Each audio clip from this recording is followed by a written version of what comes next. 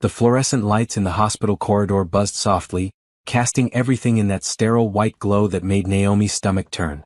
She had been here before, visiting friends after surgeries, attending the birth of her best friend's daughter 3 years ago. But tonight felt different. Tonight, her heels clicked against the polished floor with a rhythm that sounded like a countdown.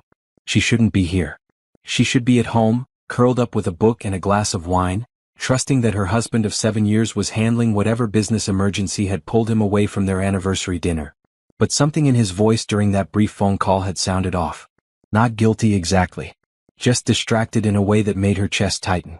The private wing was quieter than the rest of the hospital. This was where wealthy families came for privacy, where celebrities had their procedures done away from cameras, where people paid extra to suffer in luxury. Naomi had funded an entire floor of this hospital 2 years ago. Her name was on a plaque in the lobby, though she'd insisted they use her maiden name. Naomi Chin Foundation for Women's Health. Room 412. That's what the nurse at the front desk had told her after Naomi had smiled and said she was looking for her husband, Richard Patterson. The nurse had looked uncomfortable, had stammered something about visiting hours, but Naomi's reputation opened doors. Everyone at Mercy Heights knew who she was. She approached the room slowly, noticing through the rectangular window that the lights were dimmed inside. She could see movement, hear voices, a woman's laugh that sounded tired but happy. And then she saw him. Richard stood beside a hospital bed, his back to the door, wearing the same navy suit he'd worn when he left their house that morning. But now his jacket was off, draped over a chair, and his sleeves were rolled up to his elbows. In his arms, wrapped in a pale yellow blanket, was a baby. A newborn, from the looks of it, with that wrinkled pink face and tiny fists that moved without purpose. Naomi's hand froze on the door handle. She watched through the glass as Richard swayed gently, the way people do instinctively when holding infants. He was smiling down at the baby with an expression she had never seen on his face before. Pure joy. Complete contentment. The woman in the bed shifted, and Naomi got her first clear look at her face. Young, probably late 20s, with blonde hair spread across the pillow and an exhausted smile aimed up at Richard. She said something Naomi couldn't hear, and Richard laughed, that deep rumble Naomi had fallen in love with 8 years ago at a charity gala. Then Richard bent down and kissed the woman's forehead. Not a peck. Not a friendly gesture. A kiss that lingered, that spoke of intimacy and history and 1,000 private moments Naomi knew nothing about. The baby made a small sound, and Richard lifted it closer to his face, whispering something that made the woman in the bed laugh again. They looked like a photograph. A perfect little family, framed by soft lighting and hospital equipment that beeped quietly in the background. Naomi felt her body go cold, then hot, then cold again. Her fingers released the door handle. She took one step backward, then another. A nurse walked past, pushing a cart, but Naomi barely noticed.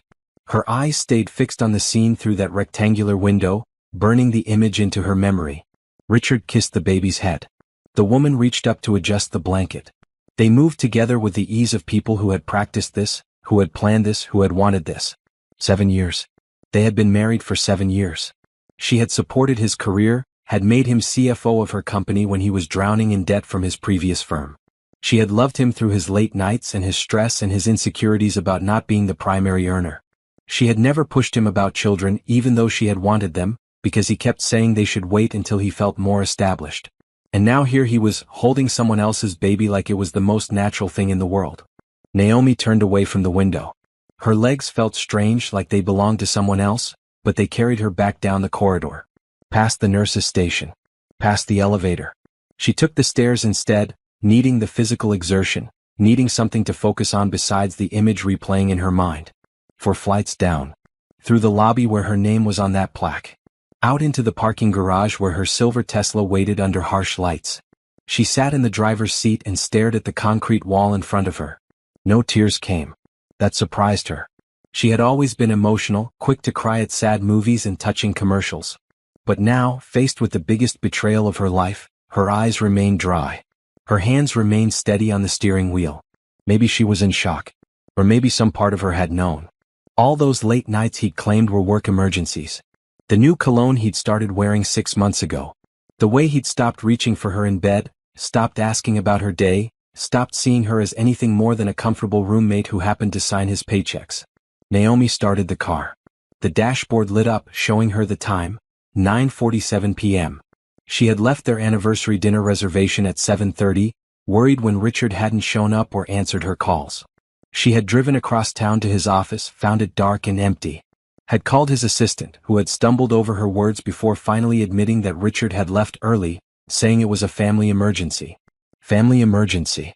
The words took on new meaning now. She pulled out of the parking garage and onto the street. But instead of turning right toward their house in the suburbs, the sprawling 5-bedroom property with the pool and the garden she'd spent 3 years perfecting, she turned left. Toward downtown. Toward the office building she'd purchased 8 years ago, back when she was just starting out and Richard was a minor player at an investment firm that would collapse 2 years later. The city lights blurred past her windows. Other cars moved around her, full of people living their normal lives, unaware that hers had just shattered. Or had it? She gripped the steering wheel tighter. When exactly had her marriage ended? Tonight when she saw him with that baby? Or months ago when he first touched that woman? Or years ago when he stopped looking at her like she mattered? The office building rose up before her, 20 stories of glass and steel with Patterson Tech Solutions emblazoned across the top floor. She had let him name the company, had thought it was a generous gesture, a way of making him feel important.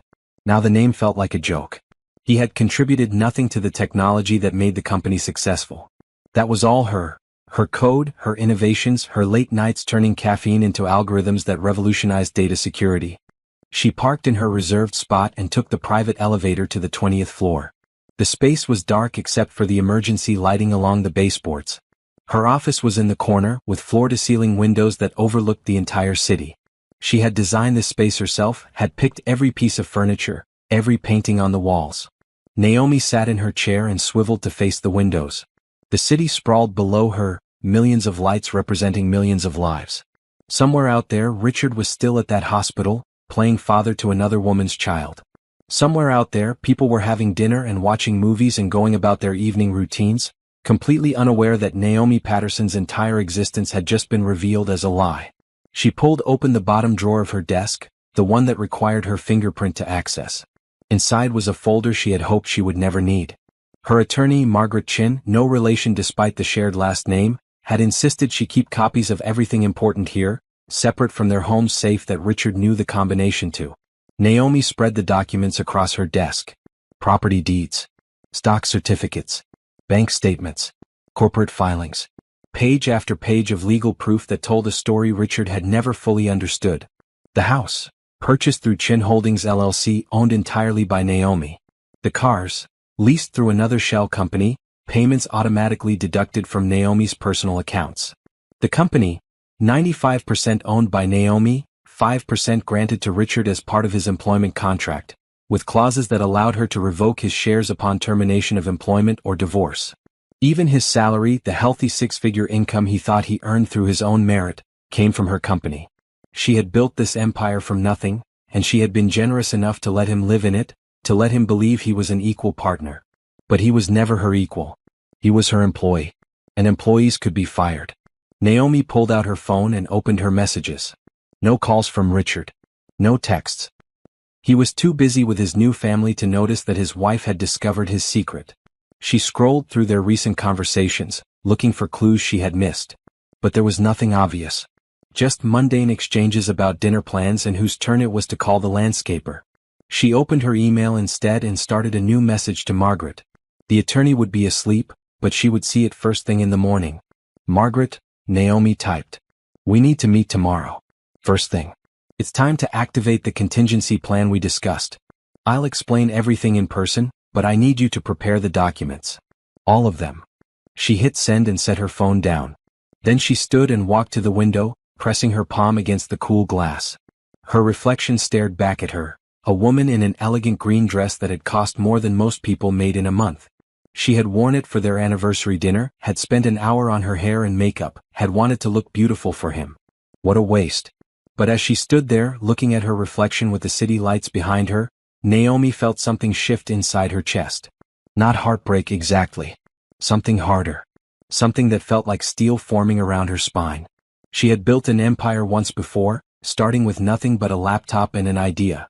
She had survived her parents' deaths when she was 23, had put herself through graduate school on scholarships and part-time jobs, had coded her first program in a studio apartment with leaking pipes and neighbors who screamed through the walls.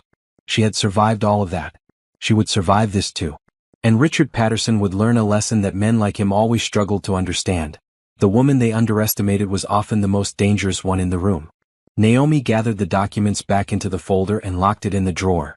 She would sleep here tonight on the leather couch in her office. Tomorrow morning she would begin the process of dismantling the life Richard thought he had built. But tonight she just wanted to sit in the silence and let herself feel the weight of betrayal without crying, without breaking, without giving him the satisfaction of her pain. She pulled the blue blanket from the closet, the one she kept for late work nights, and curled up on the couch. Outside, the city continued its endless rhythm. Inside, Naomi closed her eyes and began planning her revenge. Naomi woke to sunlight streaming through the office windows and the sound of her phone buzzing on the coffee table. She blinked, momentarily disoriented, before the events of the previous night came rushing back. The hospital. The baby. Richard's face, lit up with joy for a child that wasn't theirs. She sat up and reached for her phone. 6 missed calls from Richard. 3 voicemails. A dozen text messages that started concerned and gradually shifted to irritated. Hey, where are you? Coming home soon. Naomi, call me back. Getting worried. This isn't funny. I need to know you're okay. Are you seriously ignoring me right now? The last message had come in at 2:17 a.m. Fine. Whatever. See you when you get home. Naomi deleted them all without listening to the voicemails. Then she stood and walked to the private bathroom attached to her office. She kept a change of clothes here along with toiletries and makeup. Being prepared had always been one of her strengths. She showered quickly, letting the hot water wash away the stiffness from sleeping on the couch. As she dried off, she caught sight of herself in the mirror. Same dark brown eyes. Same smooth brown skin that she inherited from her mother. Same high cheekbones and full lips. But something in her expression had changed. She looked harder somehow. More focused. She dressed in a maroon pantsuit and white blouse, pulled her hair back into a neat bun and applied minimal makeup. Professional. Controlled. The kind of woman who ran a multi-million-dollar company and didn't fall apart when her personal life exploded. By the time Margaret arrived at 8 o'clock, Naomi had already made coffee and pulled up financial records on her computer. Her attorney swept into the office like a force of nature. Designer bag on one arm, tablet in the other hand, her silver hair cut in a sharp bob that matched her personality. Tell me everything, Margaret said, setting her bag down and accepting the coffee Naomi offered. So Naomi did. She described the hospital, the woman, the baby, Richard's expression of pure contentment. She kept her voice level, factual, as if reporting on a business transaction rather than the destruction of her marriage. Margaret listened without interrupting, her sharp eyes never leaving Naomi's face. When the story finished, she set down her coffee cup and nodded once. How long do you think it's been going on? I don't know. Months at least. Maybe longer. Naomi pulled up a calendar on her computer. He started traveling more about 8 months ago. Sales conferences, he said. Networking events. I never questioned it because the company was growing and it made sense that he would need to build relationships. Did he actually attend those conferences? I have no idea. I trusted him. The words tasted bitter. Margaret pulled out her tablet and started making notes. We'll need to establish a timeline. I'll hire a private investigator to document his movements, confirm the relationship, identify the woman. If there are financial transactions we can trace, that will strengthen your position. My position is already strong. Naomi turned her computer screen so Margaret could see it. Everything is documented. The prenuptial agreement he signed states clearly that all assets acquired before and during the marriage remain separate property unless explicitly transferred. I've never transferred anything. He owns 5% of this company, which I can revoke based on the morality clause in his employment contract. The house is mine. The cars are mine. Even the furniture is technically mine because I purchased it through my LLCs. Margaret scrolled through the documents, her expression shifting from interested to impressed. You've been thorough. You told me to be. Naomi pulled up another file. There's more. My grandmother's trust fund. The silence that followed felt heavy. Margaret looked up from the tablet, her eyebrows raised. Naomi had never told anyone about the trust fund, not even Richard. It had been her grandmother's final gift, delivered through an attorney 2 weeks after the funeral. $5 million invested conservatively, growing steadily. The conditions were specific. Naomi couldn't access it until she turned 30, and she couldn't tell anyone about it until she decided to use it. She had turned 33 years ago. The fund had grown to nearly $8 million. And she had never mentioned it to her husband. He doesn't know? Margaret asked. Nobody knows except you and the trustee. My grandmother was very specific about keeping it private. She said it was my safety net, something I should only use if I absolutely needed it. Naomi closed the file. I think I need it now.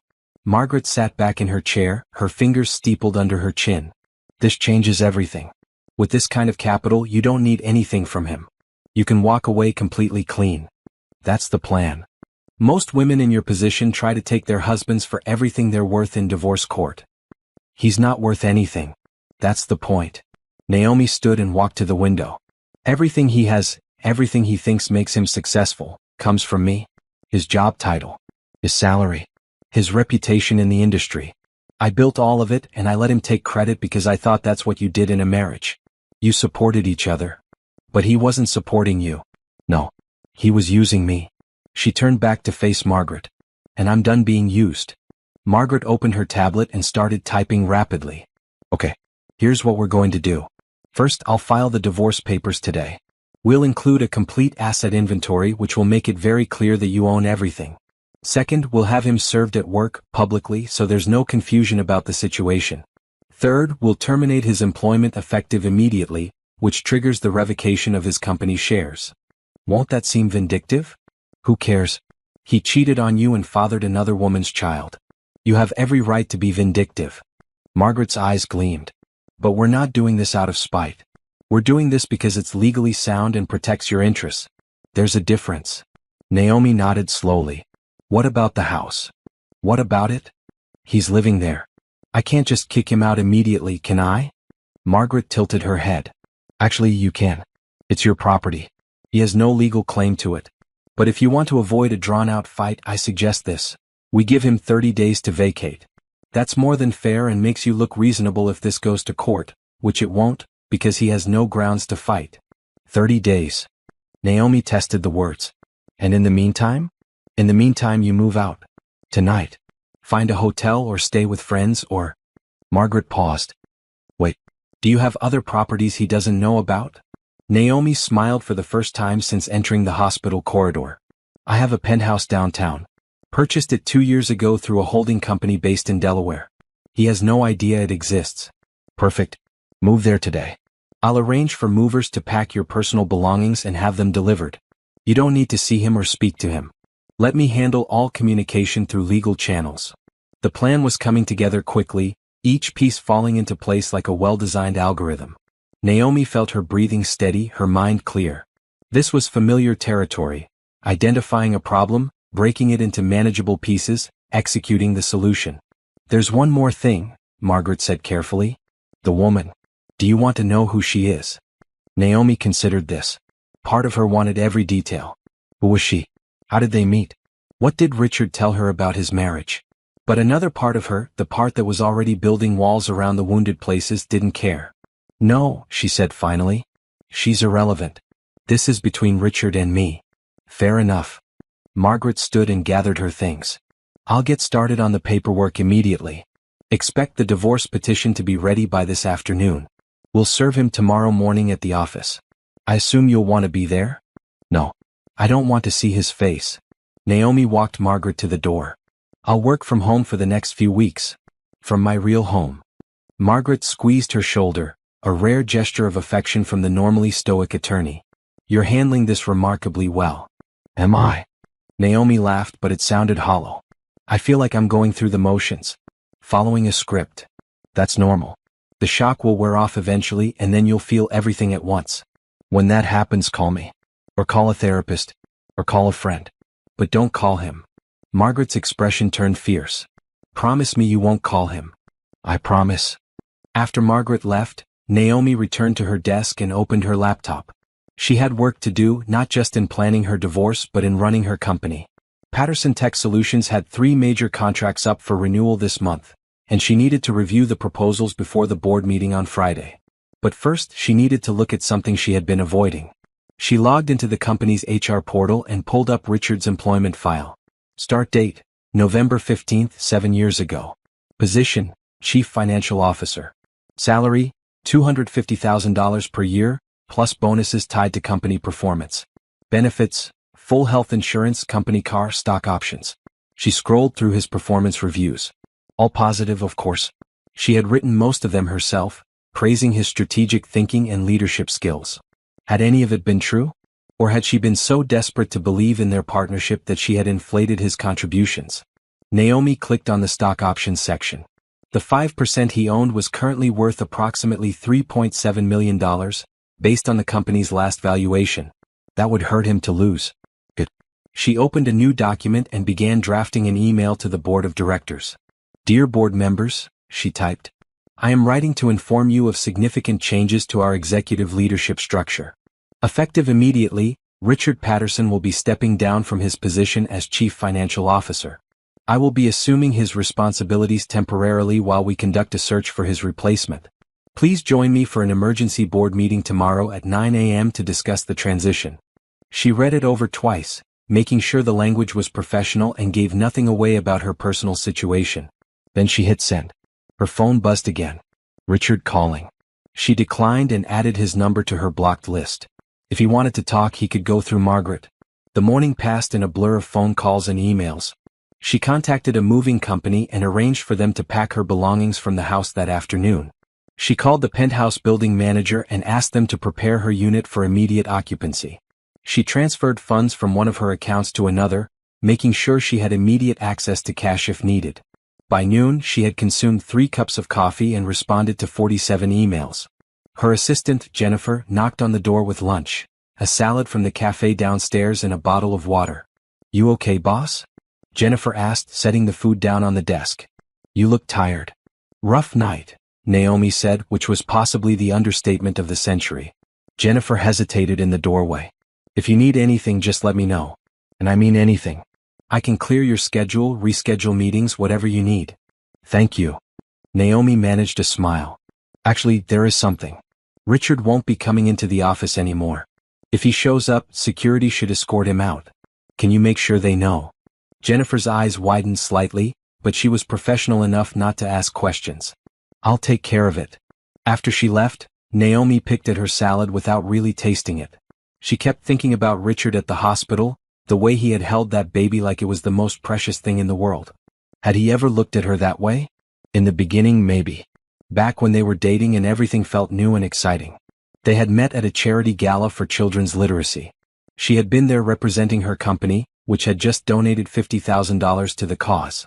He had been there with his boss, networking, working the room with practiced charm. He had approached her at the bar, complimented her dress, asked about her work. She had been flattered. He was handsome, well-spoken, confident. They talked for 2 hours, long after his boss had left. He walked her to her car and asked for her number. Their first date was dinner at an expensive restaurant she later realized he couldn't afford. Their second date was a walk through the botanical gardens. By the 3rd month they were inseparable. He proposed after a year on the beach at sunset, with a ring that cost 2 months of his salary. She said yes without hesitation. She loved him. She thought he loved her. She thought they were building a life together. What a fool she had been. Naomi pushed the salad away and pulled out her phone. She opened her photos and scrolled back through years of memories. Their wedding day, both of them smiling at the camera. Vacations to Hawaii, Paris, Tokyo. Holidays with his family. Birthday parties. Lazy Sunday mornings. In every photo she looked happy. He looked happy. But now, looking at them with new eyes, she could see something else. In her expression there was always a hint of trying too hard. In his, there was a distance, like he was posing for the camera rather than living in the moment. She deleted the entire album. Every photo, every video, every saved memory. It took less than a minute to erase 7 years of documented happiness. Her phone buzzed with a text from an unknown number. She almost ignored it, then curiosity made her open it. Mrs. Patterson, this is Amanda from Mercy Heights Hospital. Your husband requested that I reach out to you. He's concerned because he hasn't been able to contact you. Please call him when you have a chance. Naomi stared at the message. The audacity of it stunned her. He had a nurse contact her? While he was at the hospital with his mistress and their baby? She typed back, please tell Mr. Patterson that I am no longer his concern. Do not contact me again. Then she blocked that number too. The afternoon crawled by. Naomi tried to focus on work but found herself staring at her computer screen without really seeing it. At 3 o'clock, she gave up and decided to drive to the house to meet the movers. The house looked the same as always. Pristine lawn, flowering bushes, the two-car garage with both their vehicles parked inside. Richard's BMW sat there like an accusation. She had co-signed the lease, had made the payments when his bonuses weren't enough to cover them. No more. The moving truck arrived 10 minutes later. Naomi let them in and walked through each room, pointing out what was hers. Clothes from the master bedroom. Books from the study. Personal items from the bathroom. Her laptop from the home office. The paintings in the living room, which she had purchased at a gallery show 2 years ago. She left everything of his exactly where it was. His clothes in the closet. His toiletries in the bathroom. The golf clubs in the garage. She wanted him to come home and see that she had taken only herself. Nothing of his. Because he had nothing she wanted anymore. The movers worked efficiently, packing her life into boxes labeled with room names. Master bedroom. Study. Personal items. Within 2 hours they had loaded everything into the truck. Naomi stood in the empty master bedroom one last time. The bed where they had slept together for 7 years. The dresser where she had kept her jewelry. The window where she used to stand and watch the sunrise while Richard slept. She felt nothing. That should have scared her. The absence of feeling, the complete numbness where heartbreak should be. But instead it felt like relief. Like she was finally waking up from a long sleep. She locked the door behind her and drove away without looking back. The penthouse was everything the suburban house wasn't. Modern, minimal, unapologetically hers. Floor-to-ceiling windows offered a panoramic view of the city. The furniture was sleek and comfortable, all in shades of blue and gray. The kitchen had marble countertops and appliances she had personally selected. No compromises. No discussions about whether the couch should be leather or fabric. No debates about paint colors. Naomi had purchased this place 2 years ago, right after her grandmother's trust fund became accessible. She had been sitting in her lawyer's office, listening to the trustee explain the conditions of the inheritance. When it hit her, she had options. She wasn't trapped. She could have a space that belonged to only her, a place Richard knew nothing about. At the time, she had told herself it was an investment property. Real estate in the city was booming, and buying a penthouse made good financial sense. But deep down, some part of her had known the truth. She was preparing for this. Creating an escape route before she consciously recognized she might need one. The movers finished unloading her boxes by 7 p.m. Naomi tipped them generously and closed the door behind them, finally alone in her new space. She walked to the windows and looked out at the city lights beginning to glow in the dusk. Her phone rang. "Margaret. The papers are ready," the attorney said without preamble. "I can have them served tomorrow morning at 9 a.m., right when he arrives at the office. The process server will be waiting in the lobby. Do it. There's something else you should know. I had my assistant do some preliminary research on the woman. Her name is Bethany Lockwood. She's 27, works as a pharmaceutical sales representative. No criminal record. No obvious red flags." "I said I didn't want to know," Naomi interrupted. "I understand. But I think you should hear this." Margaret paused. "She's not married. There's no indication she's in a serious relationship with anyone except Richard. And the baby was born yesterday evening, which means Richard was at the hospital during your anniversary dinner." The words hit harder than Naomi expected. He had missed their anniversary to be at another woman's delivery. He had held that baby in the first hours of its life while his wife sat alone at a restaurant, checking her phone, making excuses to the waiter. "Thank you for telling me," Naomi said quietly. "Serve him tomorrow as planned." After hanging up, she ordered takeout from a Thai restaurant and unpacked a few boxes while waiting for the food to arrive. Clothes in the closet. Toiletries in the bathroom. Books on the shelves. Each item she placed felt like a small act of reclamation. This was her space. Her life. Her future. The food arrived and she ate alone at the kitchen counter, scrolling through her laptop. She needed to understand her financial situation completely. Not just her assets but her grandmother's trust fund and how best to use it. She opened the secure file her grandmother's attorney had given her 3 years ago. Inside was a letter, written in her grandmother's careful handwriting, that she had read 100 times but never fully absorbed. "My dearest Naomi," it began. "If you're reading this, I'm gone and you've reached the age where you can access this gift. I've spent my life watching strong women compromise themselves for men who didn't deserve them. Your grandfather was a good man, but even he expected me to make myself smaller so he could feel bigger. I did it because that was what women of my generation did. But you don't have to. This money represents my life's work. I saved every penny I could from my nursing career. I invested wisely.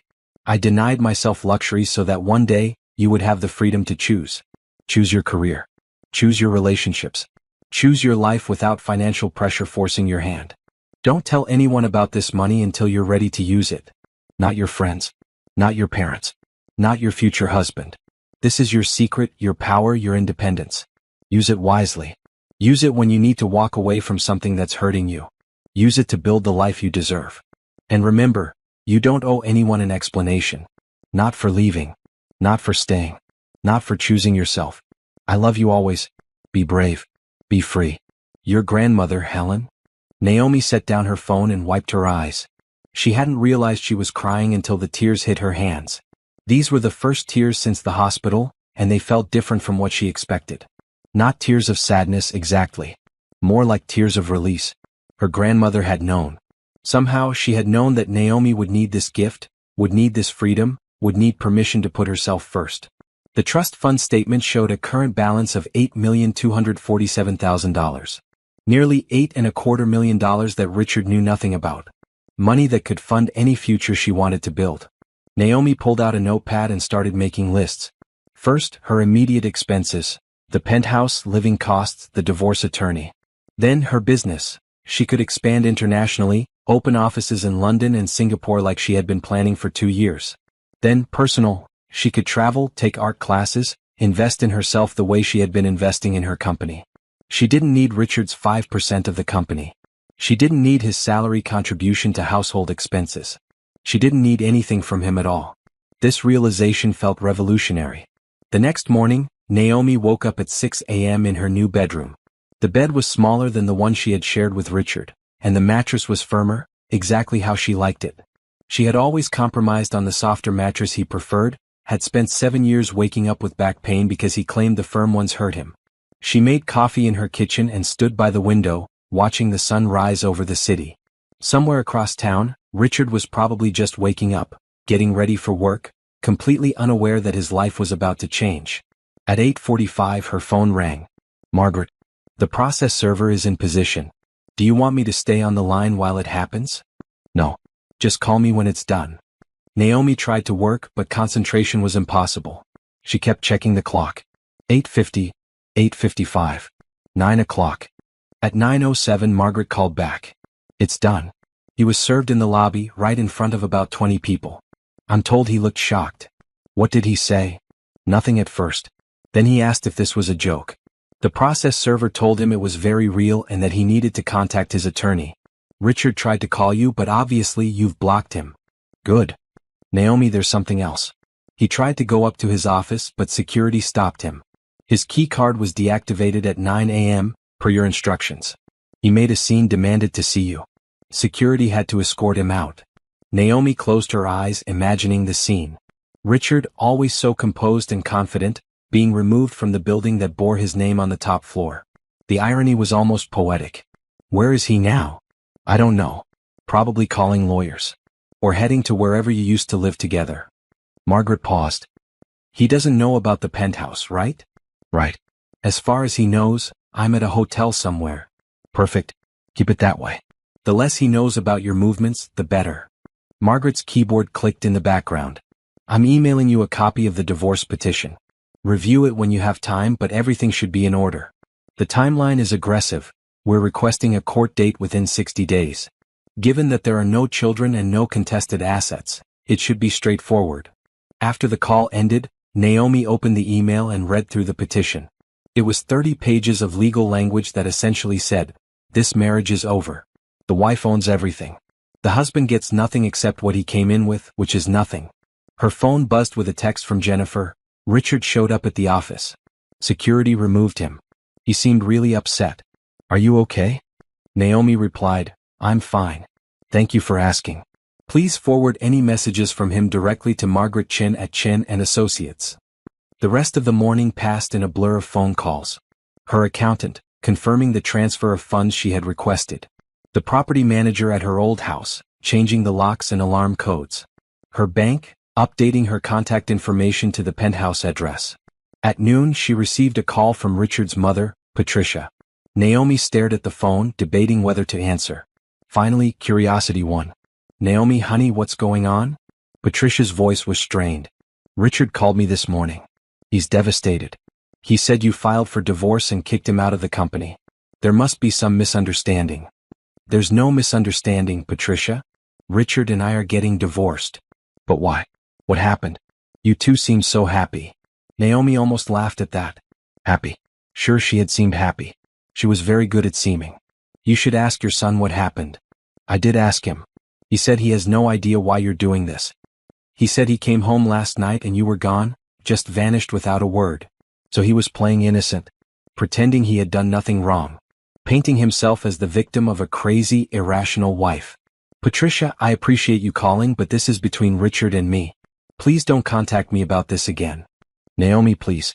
Think about what you're doing. 7 years of marriage. You can't just throw that away over whatever small problem you're having. Every marriage has rough patches. This isn't a rough patch. Naomi's voice came out harder than she intended. And I'm not discussing my marriage with you. Goodbye, Patricia. She hung up and immediately blocked that number too. The phone rang again immediately. Richard's father this time.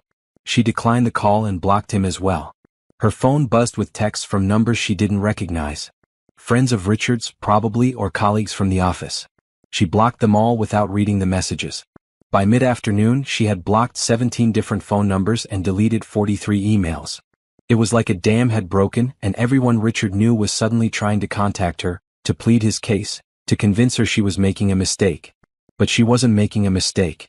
She was correcting one. Naomi poured herself a glass of wine and returned to the window. The city sprawled below her, indifferent to her drama. People were living their lives, facing their own challenges, making their own decisions. She was just one more person choosing herself over someone who had already chosen someone else.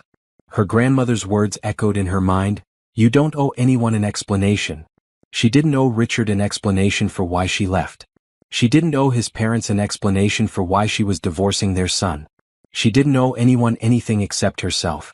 That night, Naomi slept better than she had in months. No tossing and turning. No waking up to check if Richard was beside her.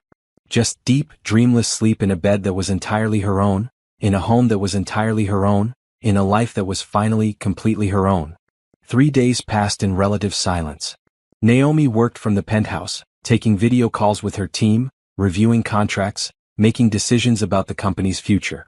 She promoted her VP of Operations, Trevor, to interim CFO and announced it in a company-wide email that made no mention of Richard's departure. Margaret called each morning with updates. Richard had hired an attorney, a mid-level divorce lawyer named Frank Morrison who had a reputation for being aggressive but not particularly strategic. He had sent a letter demanding that Naomi reconsider the divorce, claiming that she was acting irrationally and that they should attend marriage counseling. What should I tell him?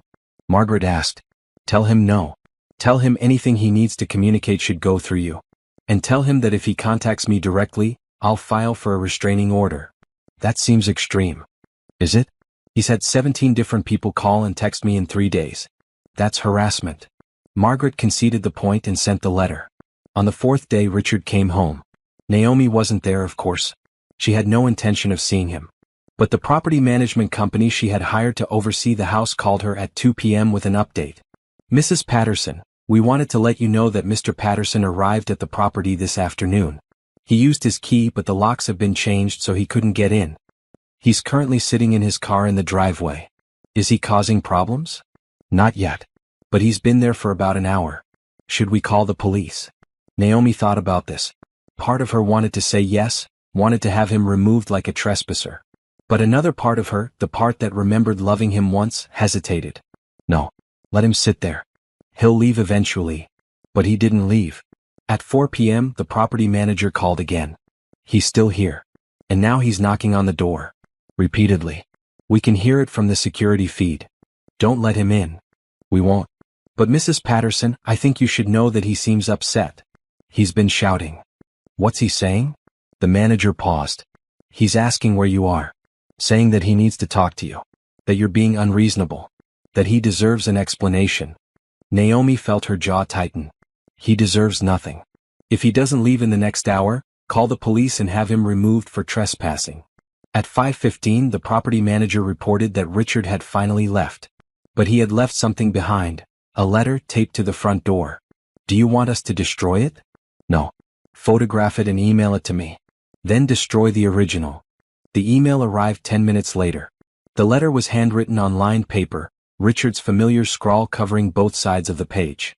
Naomi, it began. I don't understand what's happening. You disappeared without a word. You filed for divorce without giving me any chance to fix whatever I did wrong. You took away my job, my home, everything we built together. Whatever I did, I'm sorry. Can we please just talk? I can't fix this if you won't even tell me what's broken. I love you. I've always loved you. Please don't throw away 7 years of marriage without at least giving me a chance to make things right. I'm staying at a hotel downtown. The Riverside Inn, room 342. Please call me. Or come see me. Or send me a message through that lawyer of yours. Anything.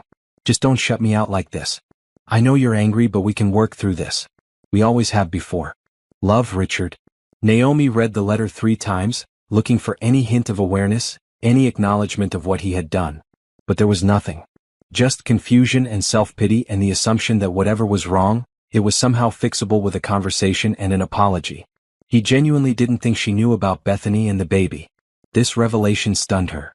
He had been so careful, so secretive, that he actually believed he had gotten away with it. He thought she was divorcing him for some other reason. Maybe because he worked too much. Maybe because they had grown apart. Maybe because she was having some kind of breakdown. He didn't know that she had stood in that hospital corridor and watched him cradle another woman's newborn. He didn't know that she had seen his face, lit up with joy she had never witnessed in their entire marriage. Part of her wanted to tell him. Wanted to call him right now and describe exactly what she saw, just to watch his world crumble the way hers had. But another part of her, the stronger part, recognized that silence was more powerful than any accusation. Let him wonder. Let him agonize. Let him replay every moment of their marriage, searching for what went wrong, never quite landing on the truth. She deleted the email and called Margaret. I need you to send a letter to his attorney. Make it clear that I will not be communicating with Richard directly now or ever. Any attempts to contact me will result in a restraining order. Any attempts to access the house or any other property I own will be prosecuted as trespassing. Done. Anything else? Yes. I want you to draft a letter to Bethany Lockwood. Margaret went quiet. Are you sure about that? I'm not going to threaten her or anything. I just want her to know that Richard isn't who she thinks he is. That he's not wealthy. That he's not successful. That everything he has, he got from me and now he has nothing. Naomi, that could be seen as harassment. Then word it carefully. But I want her to know the truth. She deserves to make an informed decision about whether to keep him in her life. Margaret sighed. I'll draft something and send it to you for approval. But I strongly advise against this. Noted. That evening, Margaret emailed her a draft letter. It was perfect, factual, unemotional, and devastating. Dear Ms. Lockwood, my name is Margaret Chin, attorney for Naomi Patterson. I am writing to inform you of certain facts that may be relevant to you given your relationship with Richard Patterson. Mr. Patterson is currently married to my client, though divorce proceedings are underway. During their marriage, Mr. Patterson has represented himself as a successful businessman and co-owner of Patterson Tech Solutions. This representation is false. The company is owned 95% by my client, Naomi Patterson, who founded it before meeting Mr. Patterson. He was employed as CFO, a position he has recently lost due to termination. His ownership stake was 5%, which has been revoked per the terms of his employment contract. Additionally, the house Mr. Patterson resided in, the vehicle he drove, and most assets he had access to were owned by my client through various corporate entities. Mr. Patterson has no significant personal assets and is currently facing significant financial difficulty as a result of the divorce and his termination. I'm not writing to judge or criticize your choices. I simply believe you have a right to accurate information about Mr. Patterson's circumstances as you make decisions about your future. If you have any questions about the contents of this letter, please feel free to contact my office. Sincerely, Margaret Chin, attorney at law. Naomi read it twice and replied, send it. The following day brought a development she hadn't anticipated. Her assistant Jennifer called, sounding nervous. Naomi, there's someone here to see you. A woman. She says her name is Bethany Lockwood and that it's urgent. Naomi's heart rate spiked. Where is she? In the lobby. Security won't let her up without your permission. Keep her there. I'm coming down. Naomi grabbed her phone and headed for the elevator, her mind racing. Why would Bethany come here? How did she even know where to find her? The lobby was quiet when she arrived. A woman sat on one of the leather couches near the window, holding a diaper bag and looking exhausted. She was younger than Naomi expected, with blonde hair pulled into a messy ponytail and dark circles under her eyes. She wore jeans and an oversized sweater, and she looked like she hadn't slept in days. When she saw Naomi, she stood up quickly. "Mrs. Patterson?" "Ms. Lockwood." Naomi kept her voice neutral. "What are you doing here?" "I got a letter from your lawyer. I needed to talk to you." Bethany glanced around the lobby, where several people were now watching them with interest. "Can we go somewhere more private?" Naomi considered refusing. This woman had slept with her husband. She had no obligation to give her anything, least of all her time. But curiosity won. "There's a conference room on the second floor. Follow me." They rode the elevator in silence. Bethany kept her eyes on the floor, one hand gripping the diaper bag strap. She looked young and scared and completely out of her depth. The conference room was small but comfortable, with a table and 6 chairs and a window overlooking the street. Naomi closed the door and gestured for Bethany to sit. "You have 5 minutes." Bethany sat down and set the diaper bag on the table. "I don't know where to start." "Start with why you're here." "Your lawyer sent me a letter. It said things about Richard that I didn't know. That he didn't own the company. That he wasn't wealthy. That he was married." Bethany looked up and her eyes were wet. "He told me he was divorced. He said the divorce was finalized 2 years ago. He showed me pictures of a house he said was his. He talked about his company like he built it from nothing." "He lied." "Yes. He lied about everything." Bethany wiped her eyes. "I would never have dated a married man. Never. I'm not that kind of person. When I got pregnant, he said we would work it out. He said he wanted to be a father. He said he loved me. And now I know he's a liar. Now I know the house wasn't his. The company wasn't his.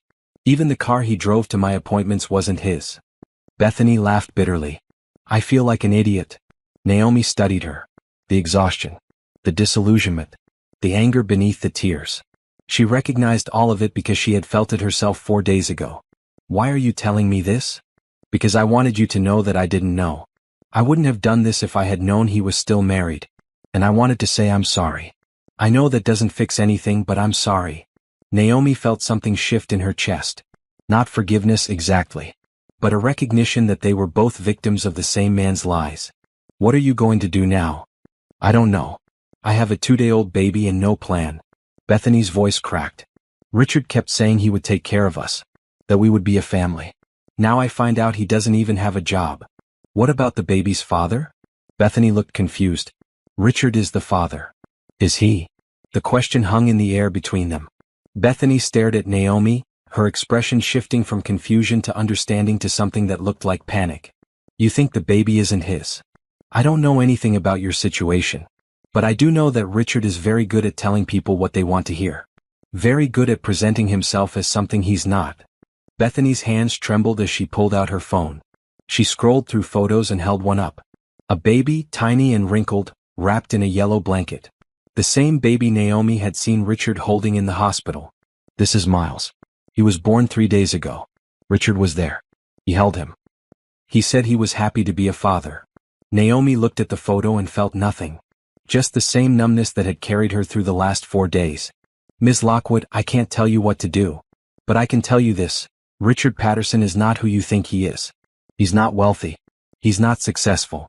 He's not even employed. Everything he had, he got from me, and I've taken it all back. If you're expecting him to support you and that baby, you're going to be disappointed." Bethany stared at her for a long moment. Then she started crying, deep sobs that shook her whole body. Naomi sat across from her, watching, unsure what to do. This wasn't her problem. This woman wasn't her responsibility. But something her grandmother once said echoed in her mind: women need to stop fighting each other over men who aren't worth the trouble. Naomi stood and grabbed a box of tissues from the credenza, sliding them across the table. Bethany took several and pressed them to her face. "Thank you," she managed between sobs. "Don't thank me. Just think about what I said. And think about whether Richard is really the father of your baby, or whether you've been lying to yourself because the truth is harder." She left Bethany in the conference room and returned to her office. Her hands were shaking. The encounter had unsettled her in ways she didn't fully understand. Seeing the other woman. Hearing her story. Recognizing that Richard had manipulated both of them with the same lies. Her phone buzzed. "Margaret." I just got a very angry call from Richard's attorney. Apparently, Richard found out about the letter we sent to Bethany Lockwood. He's threatening to sue for emotional distress. Let him try. We told the truth.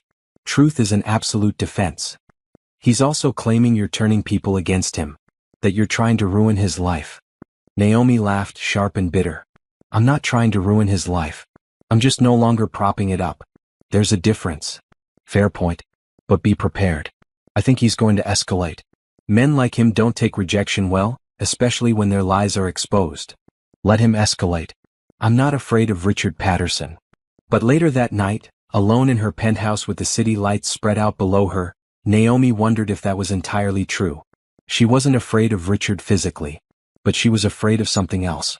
Afraid that 7 years of marriage had left scars she couldn't see yet. Afraid that she would never be able to trust anyone again. Afraid that she had wasted the best years of her life on someone who never truly saw her. She poured herself a glass of wine and stood at the window, watching the world move below her. Tomorrow she would be strong again. Tomorrow she would continue dismantling the life Richard thought he had built. But tonight, just for tonight, she let herself feel the weight of it all. The moving day had been carefully planned down to the minute. Naomi had hired the same moving company that had taken her things to the penthouse, but this time she gave them a different list. Everything in the suburban house that was truly hers. Furniture she had purchased before the marriage, artwork she had collected, kitchen equipment she had bought. She left Richard's clothes, his golf clubs, his office supplies. She even left the bed, though she had paid for it, because she didn't want anything that reminded her of sharing a life with him. The movers worked quickly. By noon they had loaded everything into 2 trucks. Naomi walked through the empty rooms one final time, her footsteps echoing on the hardwood floors. The living room where they had hosted dinner parties. The kitchen where she had tried to teach him how to cook Thai curry. The home office where she had worked late into the night while he slept upstairs. 7 years of memories, and she felt nothing looking at them now. It was like watching a movie about someone else's life. She locked the door behind her and dropped the keys in an envelope addressed to Richard. Inside she included a note. Your 30 days are up. The house has been sold to an investor. You have until the end of the week to remove your belongings. After that, anything left will be donated. She wasn't actually selling the house. It was too valuable an asset to let go. But Richard didn't need to know that. Let him panic. Let him scramble to find a place to live. Let him experience what it felt like to have the ground drop out from under him. The penthouse felt more like home every day. Naomi had arranged her furniture exactly how she wanted it, with no compromises for anyone else's taste. Her books lined the shelves in the study. Her clothes filled the walk-in closet in the master bedroom. Her coffee maker sat on the kitchen counter, programmed to brew exactly 6 ounces of dark roast at 6 a.m. every morning. This was her space, her sanctuary. Richard didn't even know it existed. She spent the afternoon working, reviewing proposals for the company's expansion into Singapore. Trevor had proven himself to be an excellent CFO, organized and detail-oriented in ways Richard had never been. The transition had been smoother than she expected. The board had asked a few questions about Richard's sudden departure, but her explanation, that he was pursuing other opportunities, had been accepted without much pushback. No one needed to know the truth. It was none of their business. At 5 p.m. her phone rang. An unknown number. She almost didn't answer, but something made her pick up. Mrs. Patterson? A man's voice, unfamiliar. Who is this? My name is Detective James Crawford with the city police. I'm calling about a complaint we received from your husband, Richard Patterson. Naomi's stomach dropped. What kind of complaint? He claims you've been harassing him and his girlfriend. Making threatening phone calls. Sending intimidating letters. He's requesting that we investigate. That's absurd. I haven't called him once since filing for divorce. And the only letter my attorney sent was a factual statement about his employment and financial status. There was nothing threatening about it. I see. Well, I wanted to reach out and get your side of the story before proceeding. Mr. Patterson seems quite upset. He claims you've destroyed his life out of spite. Detective, I filed for divorce because my marriage was over. I terminated his employment because he violated the terms of his contract. And I have documentation for every decision I've made. If Richard wants to claim harassment, he's welcome to try, but he won't get far. There was a pause. Can I ask why you terminated his employment? No. That's a private business matter between my company and a former employee. If you want details, you'll need a warrant. Another pause. Mrs. Patterson, I'm not trying to cause problems. I just want to make sure everyone is being treated fairly. Then I suggest you ask Richard Patterson why he was at Mercy Heights Hospital on our anniversary night holding another woman's newborn baby. Ask him about Bethany Lockwood. Ask him about the lies he's been telling both of us for months." She heard the detective take a breath. "I see. Thank you for your time, Mrs. Patterson. I don't think we'll be pursuing this matter further." After hanging up, Naomi sat in silence, her heart pounding. So Richard was trying to paint her as the villain. Of course he was. He couldn't accept responsibility for his own actions, so he was creating a narrative where she was the crazy, vengeful ex-wife who had ruined his life for no reason. She called Margaret immediately. "Richard filed a police complaint against me, claiming harassment." "On what grounds?" "The letter you sent to Bethany. And apparently he thinks I've been making threatening phone calls, which is ridiculous because I've blocked his number." Margaret cursed under her breath. "This is a delay tactic. He's trying to make you look bad before the divorce hearing. Don't worry. I'll handle it. Do you have phone records showing you haven't contacted him?" "Yes. I can pull them right now." "Good. Send them to me. And Naomi? Don't engage with him. Don't respond to any accusations. Let me deal with all of it." "I will." But that night, as she lay in bed staring at the ceiling, Naomi couldn't stop thinking about Richard's strategy. He was trying to turn this into a battle, trying to make her the aggressor. He wanted sympathy, wanted people to see him as the victim of a vindictive woman who had taken everything from him. The truth didn't matter to him. Only the story. The next morning, she woke to find her phone flooded with messages. Not from Richard, but from mutual acquaintances. Friends they had made as a couple, people she had thought of as allies. "Naomi, I heard about what's happening. I just want you to know I'm here if you need to talk. I can't believe Richard would cheat. Are you sure that's what happened? You seem really angry. Maybe you should talk to someone before making permanent decisions." She deleted them all without responding. These people weren't her friends. They were Richard's audience and they were buying his performance. Jennifer called at 9 a.m. "Boss, there's a reporter in the lobby. She says she's writing an article about women in tech and wants to interview you. Should I send her up?" "What publication?" "City Magazine. She has credentials." Naomi thought about this. City Magazine was reputable, widely read. An interview could be good publicity for the company. Send her up. The reporter arrived 10 minutes later, a woman in her 40s with short red hair and sharp eyes. She introduced herself as Karen Mitchell and set up a small recording device on the conference table. "Thank you for meeting with me," Karen said. "I'm doing a series on successful women in tech, focusing on challenges you've faced and how you've overcome them." They talked for an hour about the company, about Naomi's background, about her vision for the future. Karen asked smart questions, probing but not intrusive. Naomi found herself relaxing, enjoying the conversation. Then near the end, Karen's tone shifted slightly. "There's been some talk in the industry about recent changes at Patterson Tech Solutions. Your CFO left suddenly. There are rumors about the circumstances. Would you like to comment?" Naomi kept her expression neutral. "Richard Patterson is no longer with the company. That's all I'm prepared to say about personnel matters. But he's also your husband, correct? Or ex-husband? That's personal, not professional. I don't discuss my personal life in interviews." Karen nodded, making notes. "Fair enough. But you must see how people are curious. You're a powerful woman. Your husband loses his job and your marriage ends at the same time. Some people are saying you're being vindictive. Some people can think whatever they want. I make decisions based on what's best for my company and my life. I don't owe anyone explanations beyond that. Even when those decisions affect other people. Richard Patterson's career is effectively over. Bethany Lockwood is a single mother because of your choices." Naomi felt anger flash through her, hot and sharp. "You need to check your facts. Richard Patterson's career is in trouble because of his own actions. Bethany Lockwood's situation is the result of choices she and Richard made, not me. I'm not responsible for cleaning up the mess other people create." Karen leaned forward. "So you admit you're not helping them?" "Why would I help them? They betrayed me. They lied to me. I owe them nothing. Some people would say that's cold. Some people haven't been in my position." Naomi stood, signaling the interview was over. "Thank you for your time, Ms. Mitchell. I think we're done here." Karen packed up her equipment but paused at the door. "For what it's worth, Mrs. Patterson, I think you're doing the right thing. Women spend too much time taking care of men who don't deserve it." After she left, Naomi called Margaret. "I just did an interview that might have been a mistake." "What kind of interview?" "For City Magazine. The reporter asked about Richard and Bethany. I didn't say anything incriminating, but I also didn't play the victim. I think the article might paint me as heartless. Margaret sighed. Did you say anything false or defamatory? No. Then don't worry about it.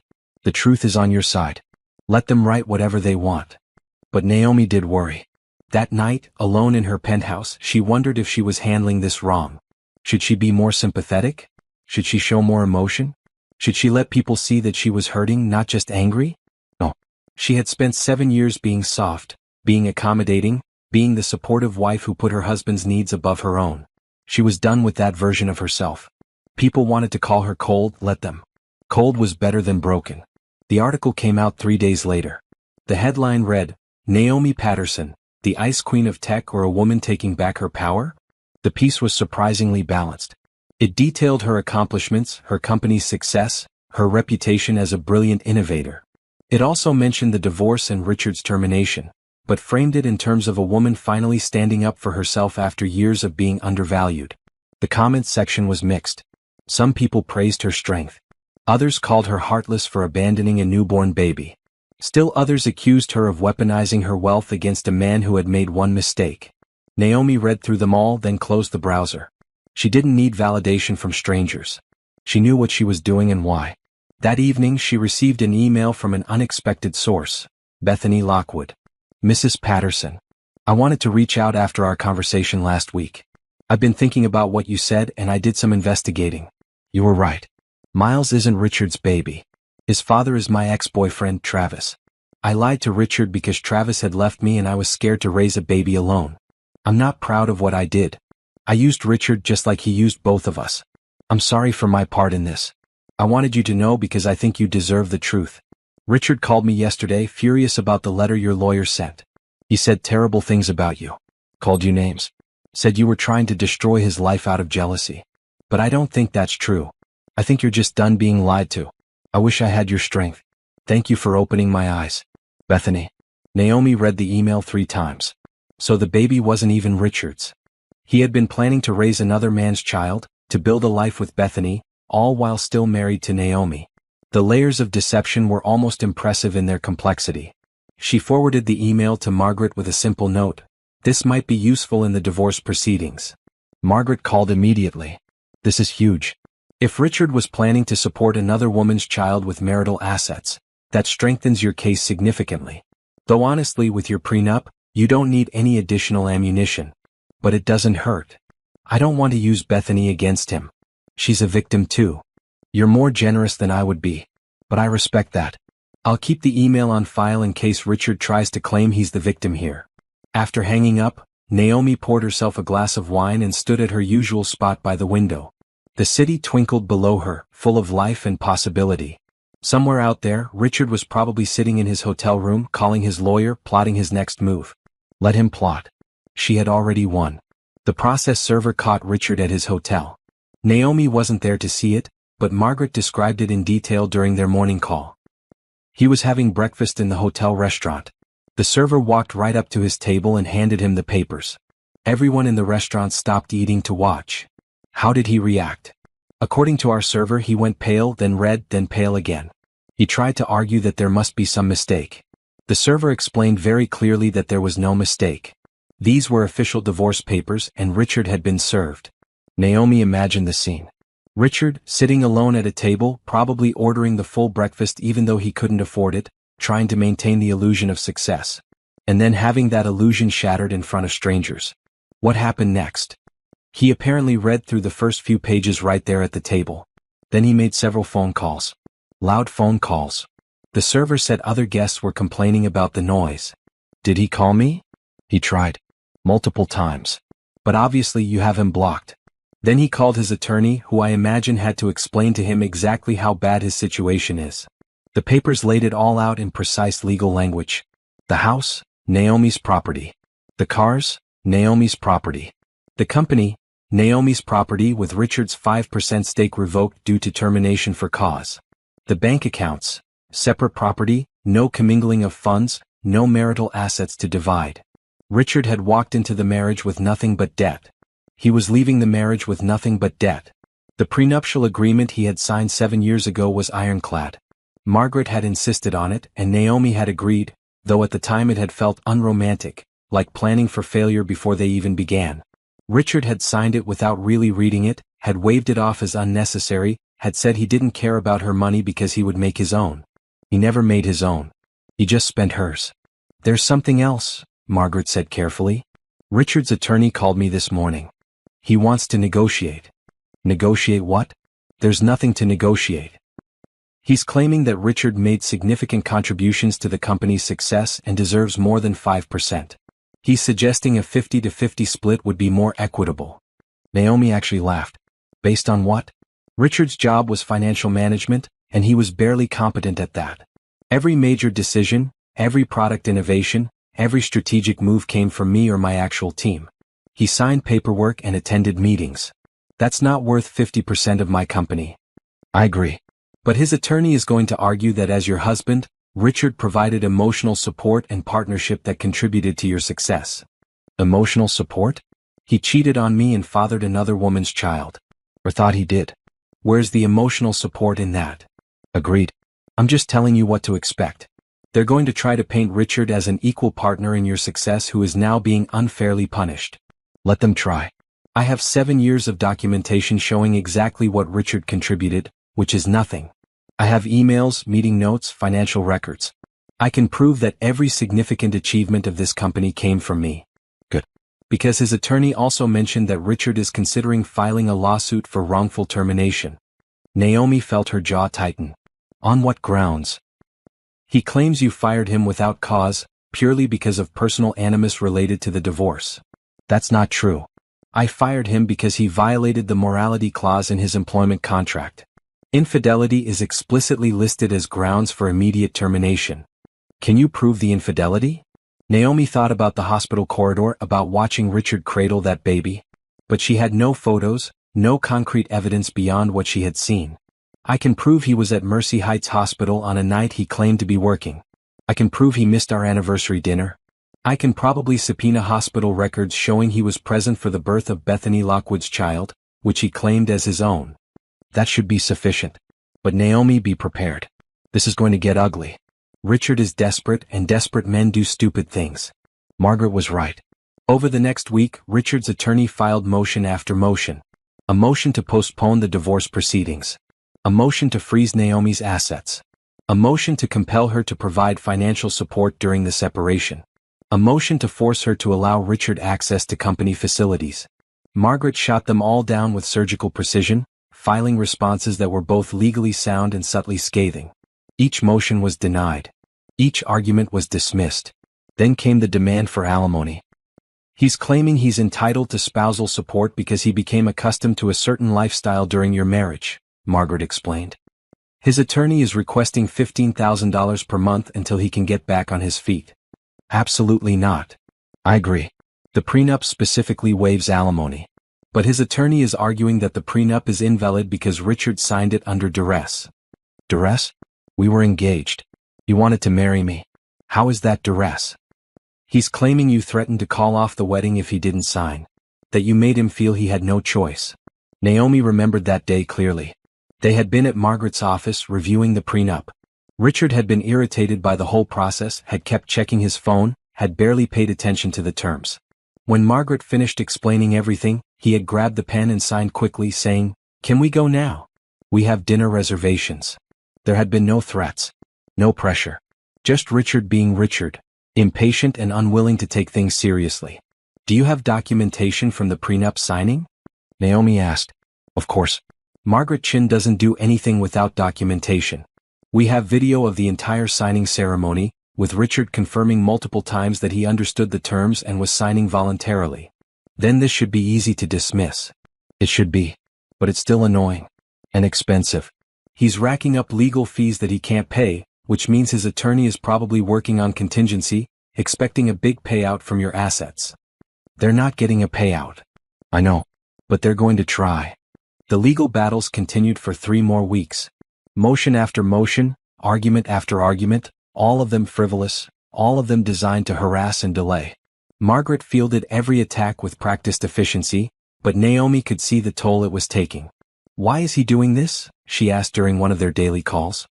He has no case. He has no money. Why keep fighting? Pride, Margaret said simply. Men like Richard can't accept that they lost.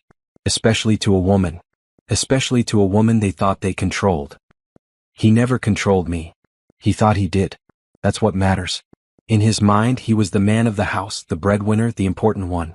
Having that illusion destroyed is devastating to his ego. So he's lashing out, trying to hurt you the way you hurt him. But Naomi hadn't tried to hurt him. She had simply stopped protecting him. Then came the phone call she had been dreading. Naomi, it's Trevor. Her interim CFO sounded stressed. We have a problem. Richard showed up at the office today with a reporter. He's claiming he was wrongfully terminated and that he's being denied access to company records that could prove his case. What did security do? They removed him. But not before he made a scene in the lobby. He was shouting about how you stole his company, how he built this business, how you're a liar and a thief. Naomi closed her eyes. Was anyone else there? About 30 employees. And the reporter was filming everything. Which outlet? I don't know. Some online news site. I've never heard of them. Find out. And send me any footage that exists. 2 hours later, the video appeared online. The headline read, Tech CEO accused of stealing company from husband. The video showed Richard, looking disheveled and angry, standing in the lobby of Patterson Tech Solutions. He was pointing at the company name on the wall behind him. This is my company, he shouted at the camera. I built this. I named it. And she stole it from me because I made one mistake. One mistake and she destroyed my entire life. The security guards appeared, trying to escort him out. Richard resisted, still shouting. She's vindictive. She's heartless. She doesn't care who she hurts as long as she wins. That's who Naomi Patterson really is. A cold, calculating woman who uses people and throws them away. The video ended as security physically removed him from the building. Naomi watched it 3 times, her hands shaking. Not from fear or sadness, but from pure rage. He was lying. Standing in her building, using her company's name, claiming he built something he had nothing to do with, painting himself as the victim. She called Margaret immediately. I saw it, Margaret said before Naomi could speak.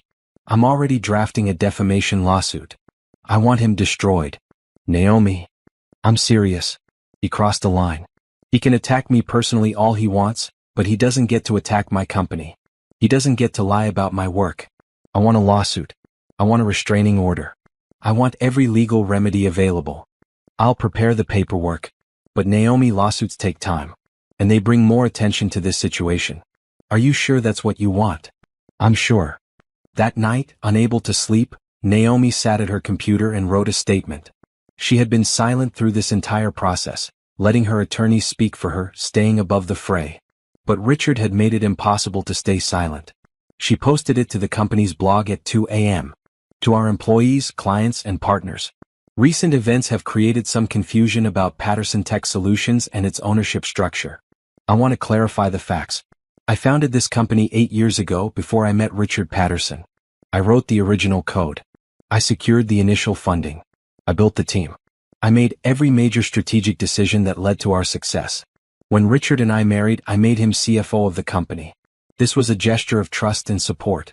However, at no point did Richard own more than 5% of the company, and that percentage was granted through his employment contract, not through any financial contribution. Richard's employment was recently terminated due to violations of his contract. His stake in the company was revoked per the terms of his employment agreement. These decisions were made for business reasons, not personal ones. I understand that Richard is upset about the dissolution of our marriage and the end of his employment. But his recent statements about the company are factually incorrect and legally actionable. Patterson Tech Solutions will continue to operate as it always has, with integrity, innovation, and a commitment to our clients and employees. Nothing about our mission or our work has changed. Thank you for your continued support. Naomi Patterson, founder and CEO. The statement went viral within hours. Tech blogs picked it up. News outlets ran stories. Social media exploded with opinions. Some people praised her for setting the record straight. Others accused her of being heartless. The debate raged across every platform. But Naomi didn't care. She had told the truth. That was all that mattered. The next morning, Richard's attorney called Margaret with a new proposal. Richard would drop all claims against Naomi and the company in exchange for a settlement of $500,000. Margaret brought the offer to Naomi during their afternoon call. It's a nuisance settlement, Margaret explained. Pay him to go away and stop making trouble. No. Naomi, I know you're angry, but pragmatically, no. I'm not giving him a dime. He doesn't deserve it, and it sets a bad precedent. Men like Richard need to learn they can't lie and cheat and then get rewarded for making people's lives difficult. He could keep fighting. This could drag on for months. Let it drag on. I'm not paying him to stop telling lies about me. Eventually, a judge is going to see through his act and he's going to lose everything. I can wait. Margaret was quiet for a moment. You've changed, you know. When we first started working together, you wanted everything resolved quietly, peacefully. Now you're ready for a fight.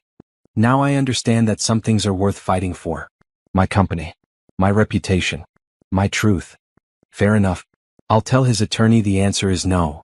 3 days later, Richard's lawsuit for wrongful termination was dismissed. The judge ruled that the employment contract was clear and that Richard had no grounds to claim unfair treatment. 2 days after that, his motion for alimony was denied. The prenup was deemed valid, and Richard was ordered to pay his own legal fees. 1 week later, the divorce was finalized. 7 years of marriage ended in a brief court proceeding where neither Naomi nor Richard spoke. The judge reviewed the documents, confirmed the terms, and signed the decree. It was over. Naomi walked out of the courthouse feeling lighter than she had in months. Margaret walked beside her, carrying a briefcase full of legal documents. How do you feel? Margaret asked. Free, Naomi said simply. I feel free. Richard sat in Bethany's apartment, his head in his hands, surrounded by moving boxes. The last 3 weeks had been a nightmare. The divorce was finalized. His wrongful termination lawsuit had been dismissed. His request for alimony had been denied. He had lost everything and everyone knew it. The video from the office lobby had gone viral, but not in the way he had hoped. Instead of sympathy, people were mocking him, calling him a leech, saying he got what he deserved. The comments were brutal. Maybe don't cheat on your wife next time. Imagine thinking you built a company you had nothing to do with. This is what happens when mediocre men take credit for women's work. He had deleted all his social media accounts. It was too painful to watch his reputation crumble in real time. Now he was here at Bethany's apartment, the one place he thought he could find comfort. She had been sympathetic at first, had let him stay on her couch, had listened to him vent about Naomi's cruelty. But lately she had been distant, distracted. She spent a lot of time on her phone, texting someone, smiling at her screen in a way that made Richard's stomach turn. Who are you talking to? He asked, trying to keep his voice casual. Just a friend. Bethany didn't look up from her phone. What friend? Does it matter? It matters if you're seeing someone else. Bethany finally looked at him. And if I am? Richard felt his world tilt. We have a baby together. We're supposed to be a family. We don't have a baby together. Bethany set her phone down. Miles isn't yours. The words hit him like a physical blow. What? I said Miles isn't yours. His father is my ex-boyfriend, Travis. I lied to you because Travis had left and I needed support. Richard stared at her, unable to process what he was hearing. You told me I was the father. You let me be there for the birth. You let me hold him. I know, and I'm sorry. But I was scared and alone, and you seemed like you wanted to help. Seemed like I wanted to help? I thought I was being a father. Bethany stood and started moving boxes toward the door. Richard, I need you to leave. Travis and I are working things out. He's moving in tomorrow and we're going to try to be a real family. But what about me? What about us? There is no us. There never really was. You were married the whole time we were together. You lied to me about being divorced. You lied about owning that company. You lied about everything. Naomi told you to say this. She turned you against me. No, she didn't. She just opened my eyes. Bethany handed him a box of his belongings. Your stuff. I need you out by tonight. I have nowhere to go. That's not my problem. You used me, Richard. You used your wife. Maybe it's time you learned to stand on your own. Richard took the box, his hands trembling. I loved you. No, you didn't. You loved the idea of me. The young girlfriend who made you feel important. But you never actually saw me. Just like you never actually saw your wife. She walked to the door and opened it. Goodbye, Richard. I hope you figure out who you really are because the person you've been pretending to be isn't working anymore. Richard carried his box down 3 flights of stairs to his car, the same BMW that had been repossessed 2 weeks ago because he couldn't make the payments. He had taken an Uber to Bethany's apartment. He stood on the sidewalk holding a box of his belongings with no car, no home, no job, no family. His phone buzzed. A text from his mother. "Richard, your father and I want you to know we're disappointed in your behavior. We raised you better than this. Until you take responsibility for your actions and apologize to Naomi, we don't want to hear from you." He deleted the message and sat down on the curb, still holding his box. The baby hadn't even been his. All of this, the affair, the lies, the destruction of his marriage, had been for a child that wasn't his and a woman who had been using him the same way he had been using everyone else. His phone buzzed again. His lawyer. "Richard, I need to inform you that I can no longer represent you. Your unpaid legal fees have exceeded $40,000, and you haven't made a payment in 6 weeks. I'll be filing a motion to withdraw from your case. I suggest you find new representation." Richard didn't respond. What case? The divorce was finalized. The lawsuits were dismissed. There was nothing left to fight for. He scrolled through his contacts looking for someone he could call. Someone who would let him crash on their couch while he figured things out. But as he looked at the names, he realized he didn't have any real friends. Just business contacts. People who had tolerated him because of his association with Naomi and her company. No one was going to help him now. His phone rang. Unknown number. He answered it desperately. "Mr. Patterson? This is Melissa from Oak Street Realty. We have a studio apartment available for $800 per month. You inquired about it last week." "I'll take it." "Great. We'll need first month, last month, and security deposit. That's $2,400 total. When can you come by to sign the lease?" Richard checked his bank account. $1,200. Barely enough for half of what they were asking. "I'll have to call you back." He hung up and stared at his phone. No job. No money. No family. No girlfriend. No friends. He had nothing. Naomi had taken everything from him. Or had she just stopped giving him things that weren't his to begin with? He thought about the house, the one with the pool and the garden. He had believed it was his. He had given people tours, had talked about picking out the appliances, had acted like he had built that life. But he hadn't built anything. He had just been allowed to live in someone else's creation. The company was the same. He had attended meetings, had signed paperwork, had collected a salary. But the real work, the innovation, the vision, that had all been Naomi. He had been decoration. A title with no substance. Even his relationship with Bethany had been a lie. She hadn't loved him. She had needed him or thought she did, and he had been convenient. Richard stood up, still holding his box, and started walking. He didn't know where he was going. Just away from Bethany's apartment, away from the life he thought he had. It was dark when he finally stopped at a small park and sat on a bench. The box sat beside him. Inside were clothes, a few books, a framed photo of him standing next to a car he had never actually owned. His whole life had been a performance. And now the audience had left. His phone buzzed one more time. A news alert. Naomi Patterson's tech company signs major deal with international firm. Stock price soars. He clicked on the article. There was a photo of Naomi, standing in a conference room, shaking hands with executives from a German company. She looked confident, professional, successful. She looked free. The article mentioned that Patterson Tech Solutions had rebranded to Chin Technologies, honoring Naomi's maiden name and her grandmother's legacy. It talked about the company's innovative products, its growth trajectory, its plans for international expansion. Richard wasn't mentioned at all. He turned off his phone and sat in the darkness, listening to the sounds of the city around him. Cars passing. People laughing. Life continuing without him. He had lost everything.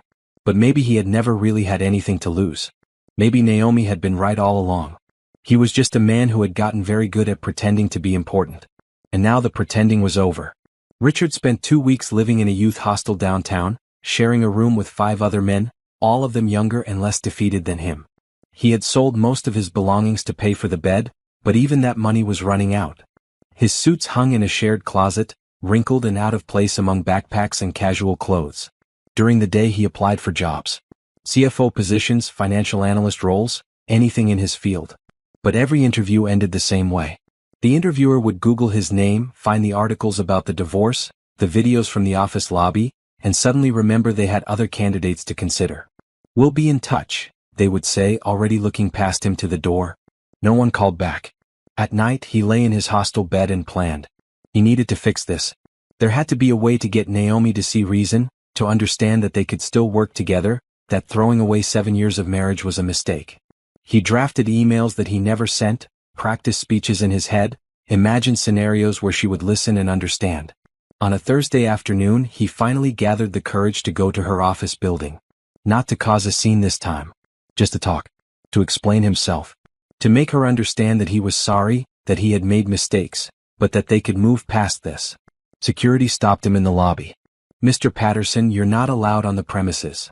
I just need to talk to Naomi for 5 minutes. Mrs. Patterson has a restraining order against you. If you don't leave immediately, I'll call the police." "A restraining order? When did she file that?" 3 days ago. "I suggest you contact your attorney." Richard left the building and walked to a coffee shop across the street. He ordered the cheapest item on the menu and sat by the window, staring at Chin Technologies across the street. His former company. His former life.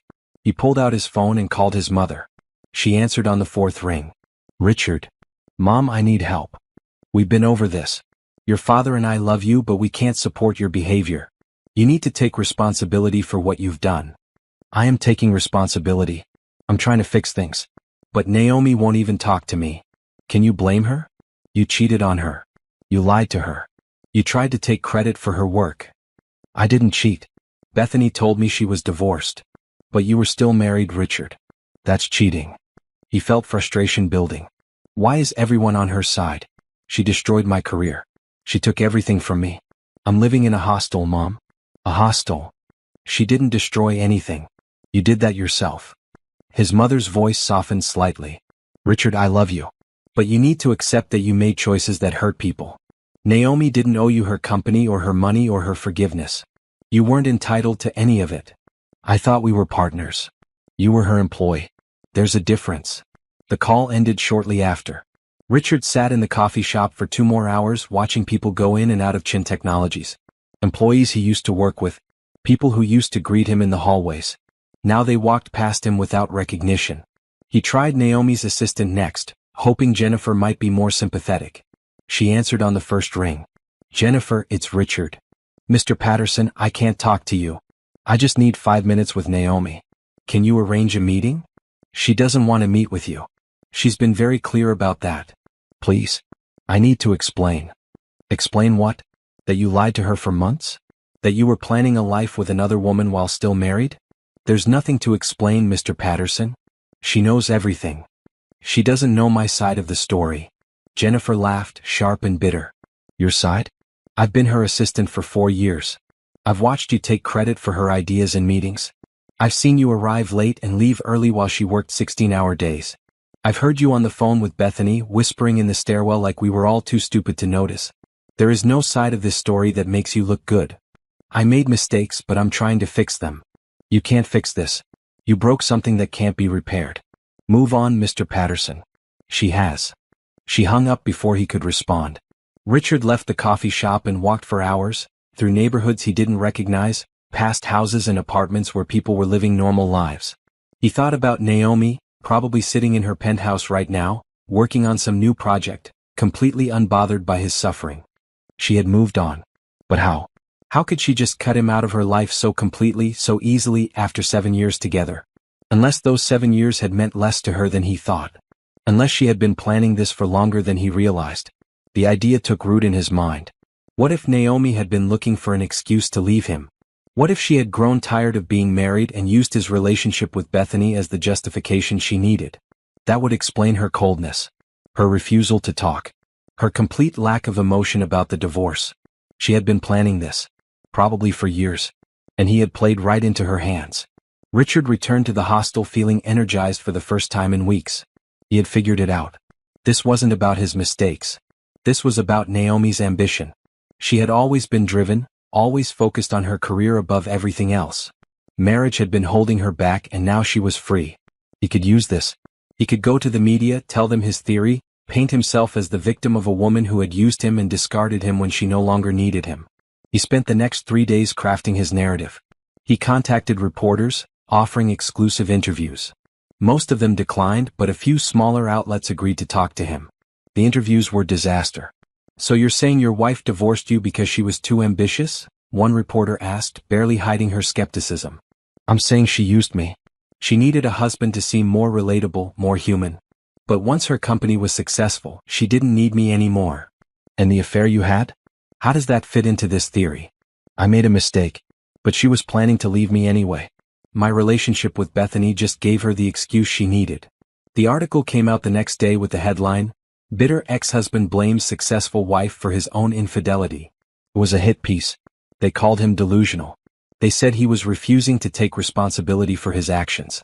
They quoted multiple former employees saying Richard had been incompetent as CFO and that his termination was long overdue. Richard stopped giving interviews.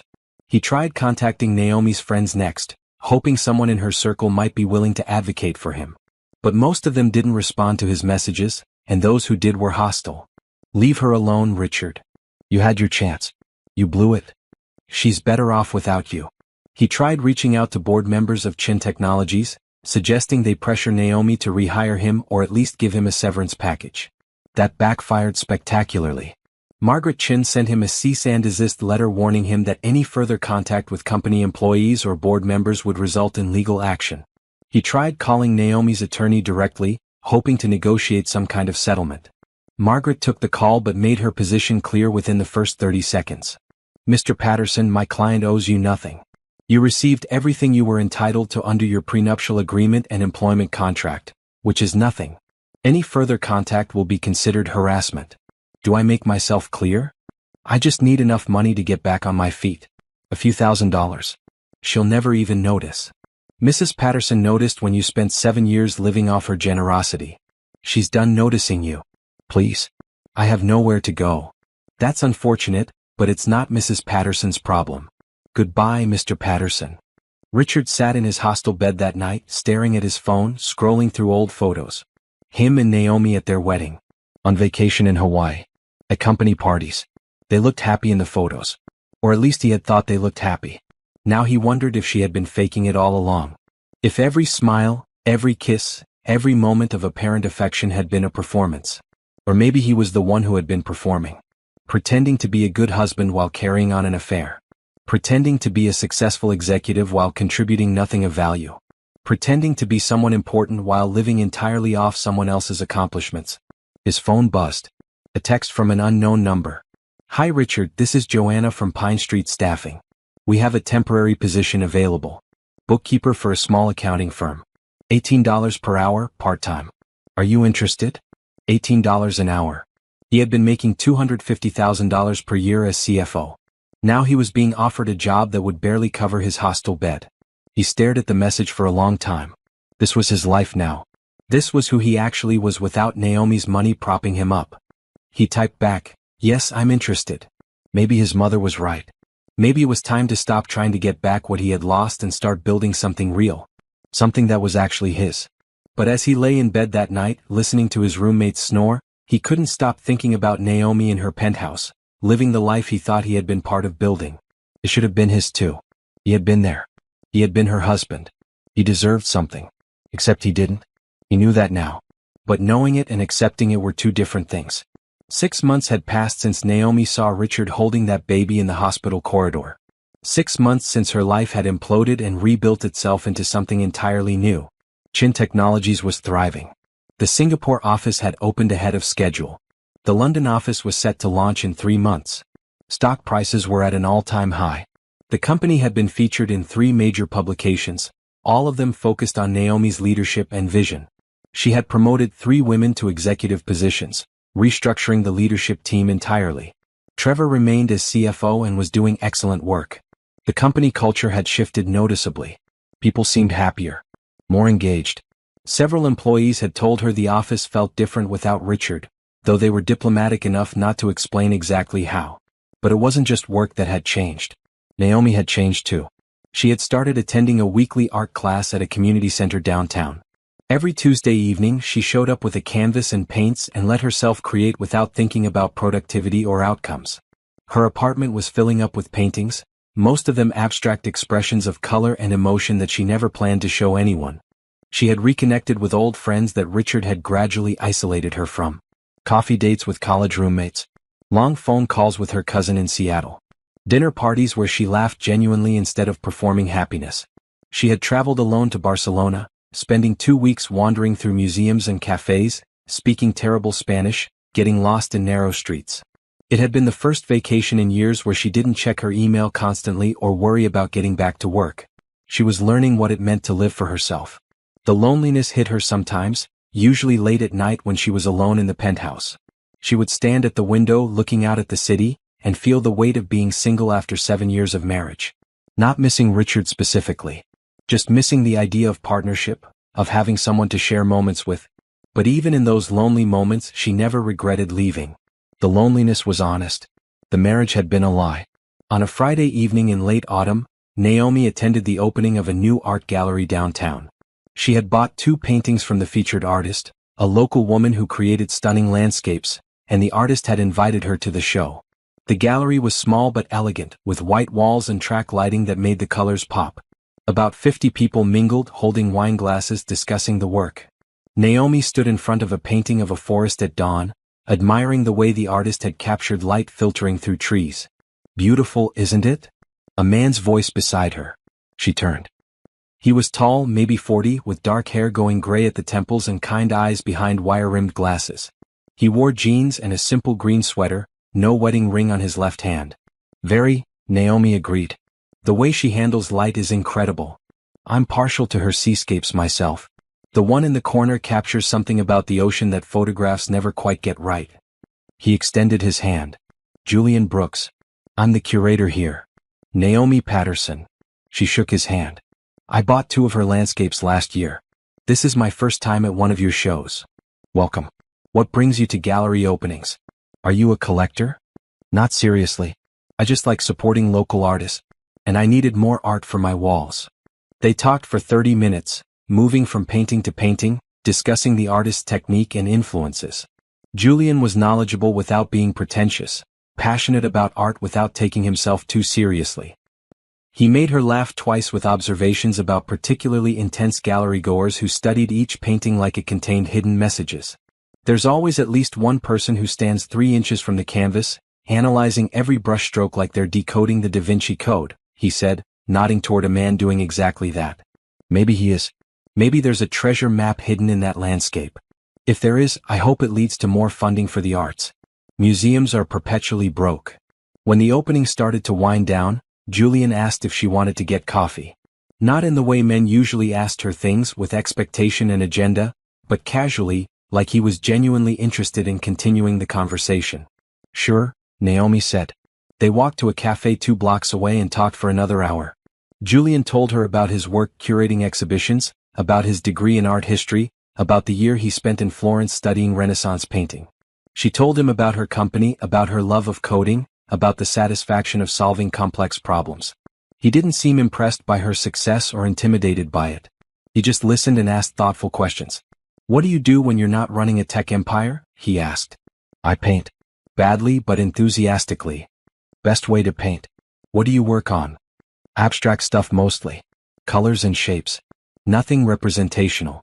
I like letting my brain turn off and just putting paint on canvas. That's the whole point of art. It's not about creating something perfect. It's about the process of creating. They exchanged numbers when the cafe closed, and Julian asked if she would like to attend another gallery opening the following week. Different artist, different style, but he thought she might enjoy it. I'd like that, Naomi said. Walking back to her car, she felt something she hadn't felt in a long time. Genuine interest in another person. Not the intense, consuming attraction she had felt when she first met Richard. Just a quiet curiosity about who this person was and what conversations they might have. She didn't text him that night or the next day. She let herself think about it, about whether she was ready for this, about whether it was too soon. But Monday evening she sent a simple message, looking forward to Friday. He replied within minutes, me too.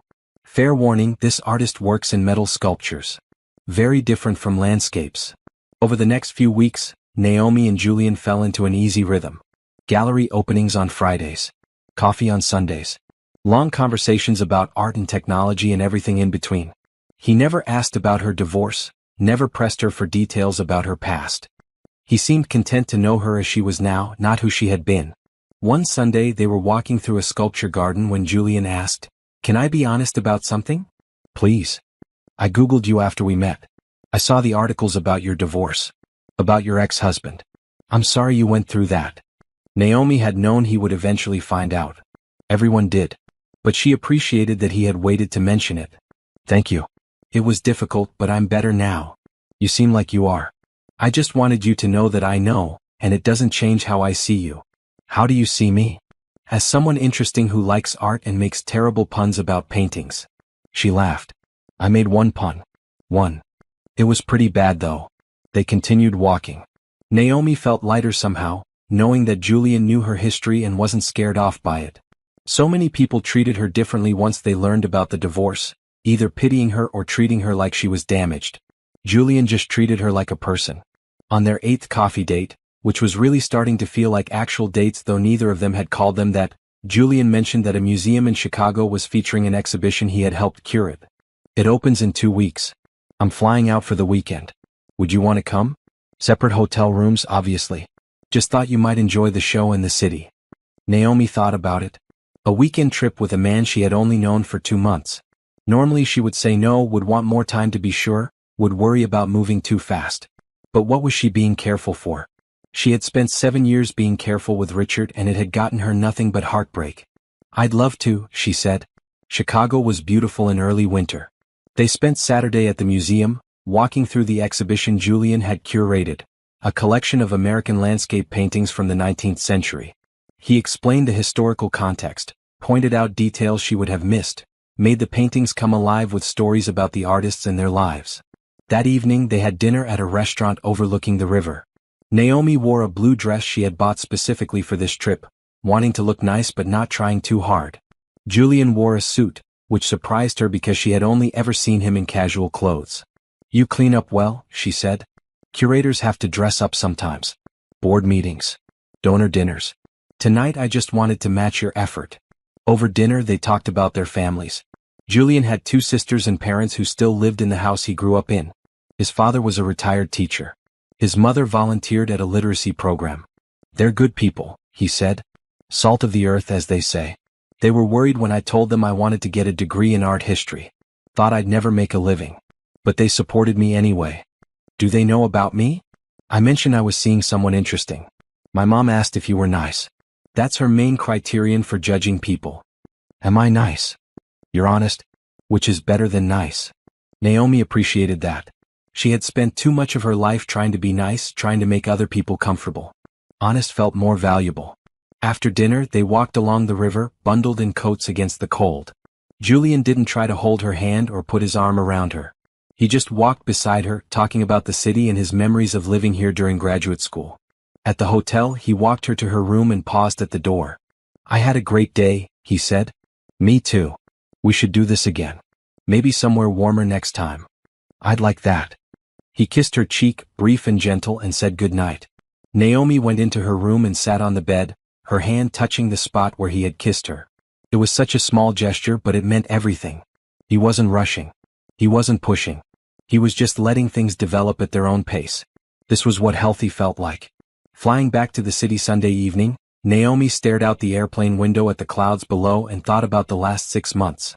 How much had changed? How much she had changed. She pulled out her phone and opened her notes app, writing down thoughts as they came to her. I thought losing Richard meant losing everything. But I only lost what was never really mine. A marriage built on lies, a partnership that was never equal, a version of myself that existed to make someone else comfortable. I found what was always mine. My company, my independence, my ability to choose myself. I'm not afraid of being alone anymore. Because I'm not alone. I have friends, work I love, interests I'm pursuing. And now I have Julian, who sees me as I actually am and likes me anyway. This is what freedom feels like. She saved the note and put her phone away, watching the sunset paint the sky in shades of red and orange. Her grandmother had been right. The trust fund hadn't just given her financial freedom. It had given her the courage to walk away from something that was killing her slowly. And now she was building a life that was entirely, completely, wonderfully her own. 1 year after the divorce, Naomi stood in the ballroom of the Riverside Hotel, watching her company's stock debut on the NASDAQ exchange. Screens around the room showed the ticker, CHIN. The opening price was $47 per share. Within hours, it climbed to $52. The room erupted in applause. Her employees cheered. Her board members shook her hand.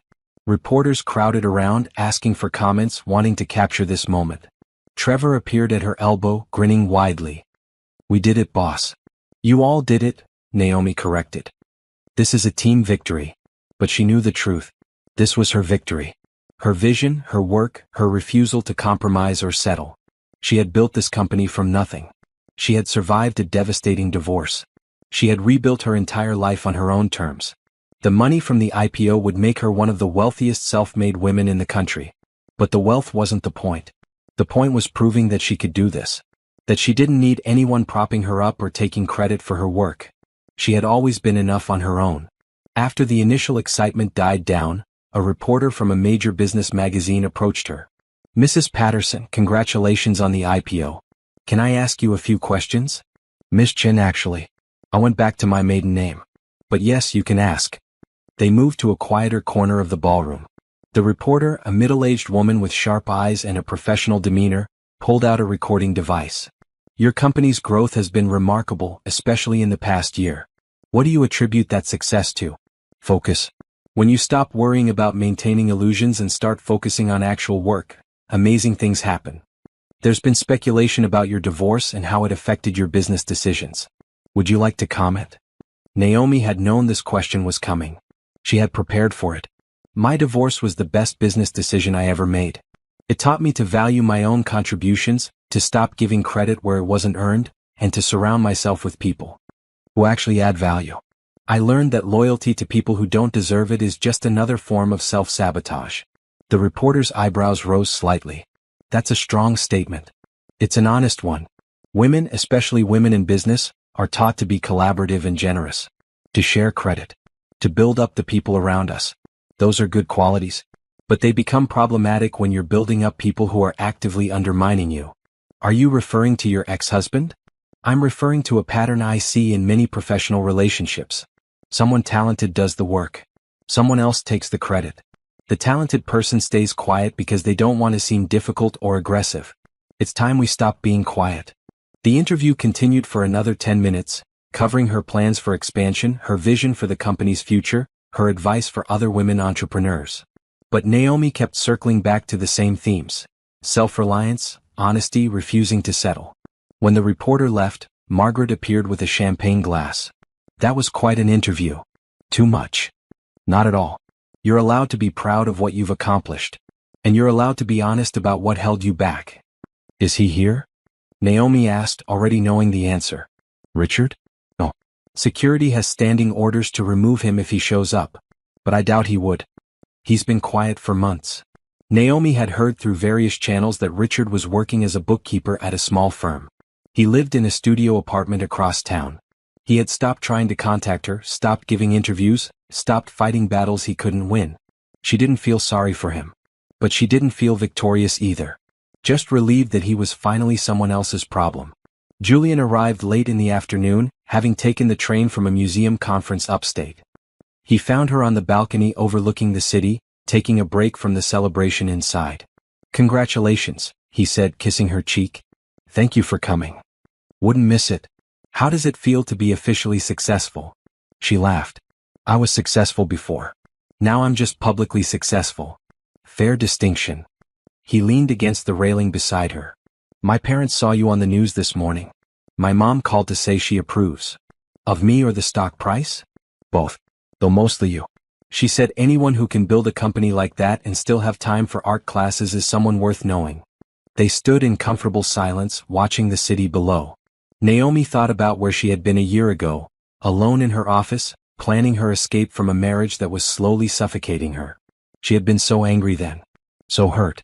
So determined to prove that she didn't need Richard. Now she realized the point wasn't proving anything to anyone. The point was living a life that felt authentic, surrounded by people who saw her clearly and valued her appropriately.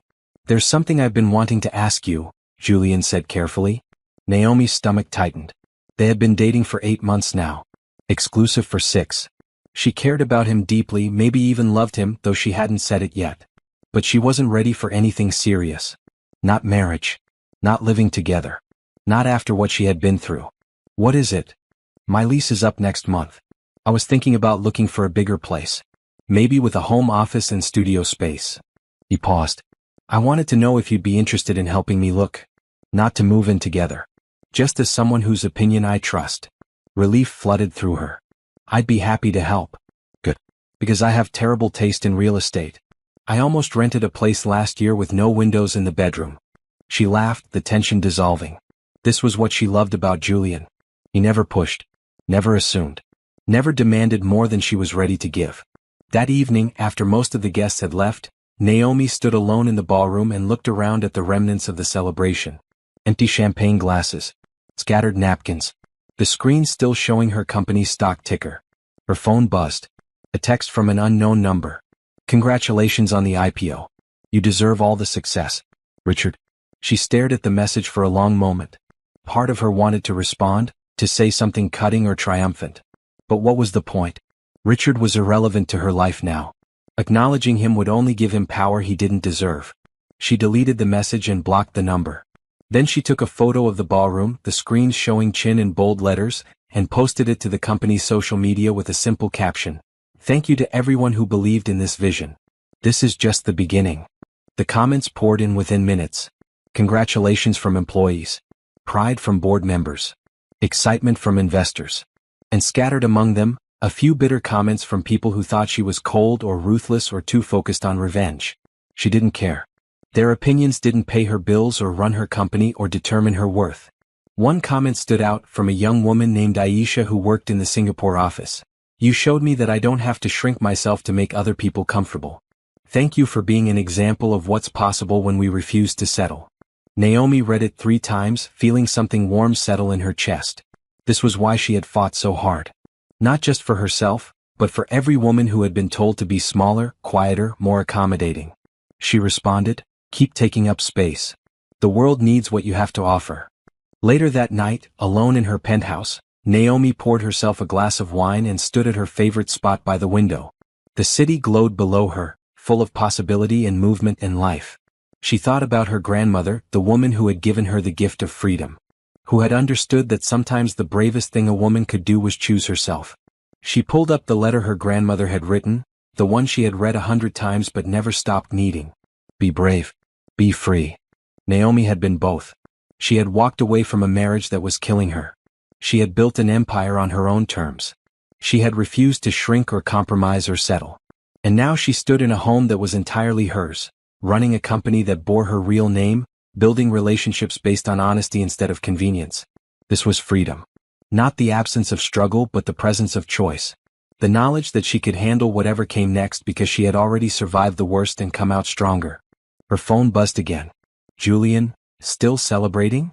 She smiled and typed back, always. 3 months later, Chin Technologies announced its expansion into 3 new countries. 6 months after that, Naomi was featured on the cover of a major business magazine with the headline, The Woman Who Refused to Settle. The article detailed her journey from founding the company to surviving a difficult divorce to building one of the most successful tech companies in the country. It painted her as a role model for women in business, someone who had overcome personal and professional obstacles through sheer determination and refusal to compromise her vision. Richard was mentioned in one paragraph, identified only as a former employee whose departure allowed the company to restructure and thrive. Naomi framed the magazine cover and hung it in her office. Not as a trophy but as a reminder. She had built this. She had earned this. And no one could take it away from her. At night, she still stood by the window sometimes, looking out at the city and thinking about how far she had come. But now those moments felt less like loneliness and more like contentment. She had everything she needed: meaningful work, genuine